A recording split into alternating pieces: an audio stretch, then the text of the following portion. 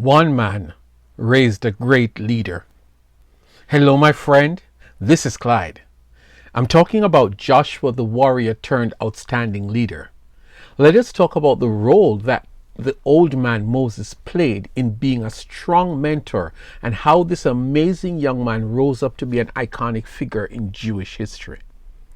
No fanfare, no background information was given the first time we met him. But from all appearances, Moses randomly picked this young man to select and lead a group of other men to go out and fight their first enemy force, the Amalekites. Joshua was barely over 20 years old, had no training whatsoever. It was just a few weeks before he, like nearly 2 million Hebrews, was a slave in Egypt. But there must have been something that made Moses pick him. And what a great decision the old man made. For the next 40 years, Moses made a huge investment as he mentored young Joshua. Oh, by the way, you need to hear this. So Joshua overcame the Amalekite army with the sword. Exodus 17 and verse 13. For 40 years, Joshua was practically joined at the hips to Moses. He walked with Moses as far as he could go, for example, when Moses was called up by God into the mountain. And by then he was called an aide to Moses, the leader. Exodus 24 and verse 13. He faithfully stayed on the side of the mountain while Moses was up on the top of the mountain with God for 40 long days. Joshua was faithful to Moses, although he never expressed any ambition to become a leader. He was committed to serving the man of God. Imagine that they were separated by nearly 60 years in age, but still Joshua was that young man who caused Moses to see in him something of worth. Joshua was one of the 12 spies sent by Moses to check out the land of Canaan. You find that story in Numbers 13. And when the spies returned with the report, Joshua and his buddy Caleb were the only two who felt the company should go up and take possession of the land. The other 10 spies, they felt otherwise, and that became a turning point in the history of the Israelites because the people believed the 10. And God punished the whole nation with a 40-year sentence, wandering around in the desert until the majority of them would have died out. You know who survived that death sentence? Joshua and Caleb. It was during the next 40 years that Joshua and Moses got even closer, so that by the time Moses was ready to turn over leadership to a new person, we hear the following.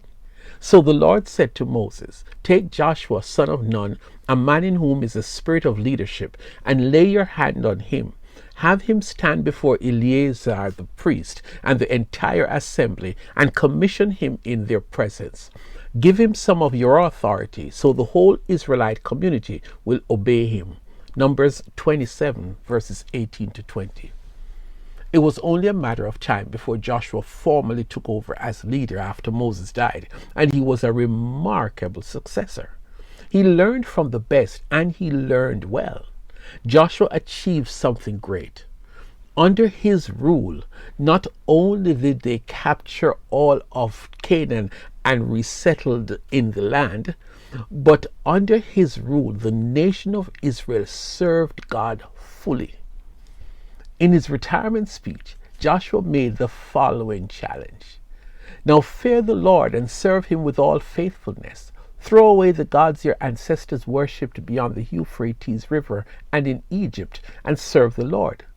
But if serving the Lord seems undesirable to you, then choose for yourselves this day whom you will serve, whether the gods your ancestors served beyond the Euphrates or the gods of the Amorites in whose land you are living. But as for me and my household, we will serve the Lord." Joshua 25, verses 14 to 15. You might be wondering, why are we talking about Joshua today, when I'm sure you already know the story? Lend me your ear for a few more moments. Moses found a young man who came with no fancy resume, but a willing heart. And on his first assignment, he proved himself as a reliable and dependable warrior. Moses saw and he made this young man his aide. Moses mentored him without giving him any promise of becoming a successor. Joshua was remarkable. He made his relationship with Moses one of honor, not of selfish ambition. He was faithful to his mentor. He got to know God on a personal level through his interaction with Moses. He distinguished himself as a young man who had faith in Moses' God, and he himself lived a godly life. Through his close connection with this outstanding mentor, Joshua proved that his time with Moses was worthwhile, and he lived up to all the hype of Moses' successor. Are you Moses in your church community?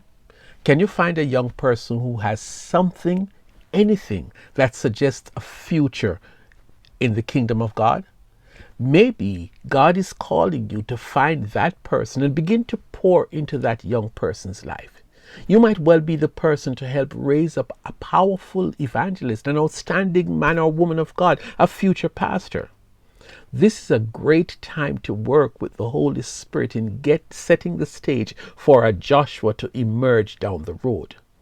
I'm thinking that maybe a young person in your congregation, particularly whose parents might not be Christians, might be waiting for you to make a huge investment, become a spiritual father or mother for this young man or woman.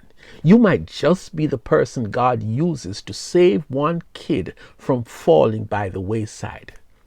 A Joshua may be waiting for you. I challenge you to pray about it. Ask God to direct you to be a Moses, to be one of those strong older Christians who can make a huge difference in the future of a Christian youth, in the future of your church, in the future of the wider Christian community.